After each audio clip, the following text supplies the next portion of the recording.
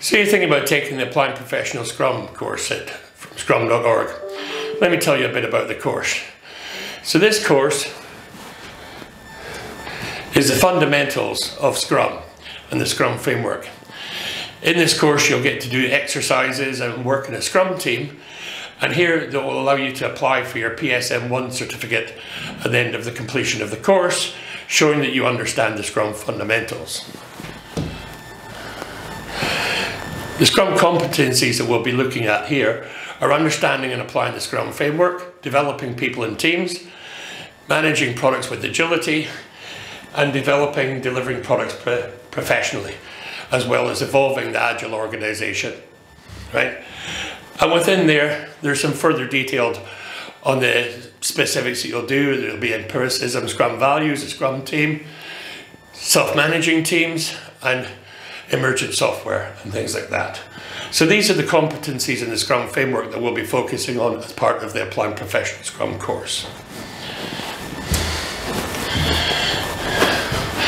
So what's the purpose of this course? The purpose of the Applying Professional Scrum course is to provide insights into the Scrum framework through practicing it. It's an opportunity for you to practice and understand Scrum by working in a Scrum team over 2 days, doing several sprints, having discussion and learning some of the theories of Scrum. Who's the right audience for this course?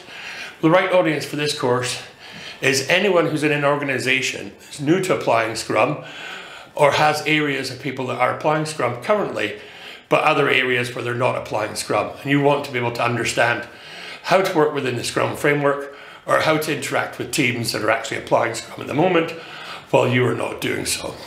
So what is the Scrum name? So Scrum is not an acronym. Scrum is a metaphor for the idea of a team trying to move the ball up the field and get it over the goal line while operating together as a team. Hence the metaphor for the rugby Scrum team. Once you've completed this course, you can continue your learning, understanding the learning pathway at scrum.org, and all this will be explained to you, whether you could take it further, deciding you're going to be a Scrum Master, a Product Owner, or a Developer, the 3 main roles within Scrum. And once you've done further learning on those, you may take it into the Agile Leadership and further on to the scrum.org curriculum. So thank you for listening to this short video. I hope it's helped you make your decision whether this is the right course for you.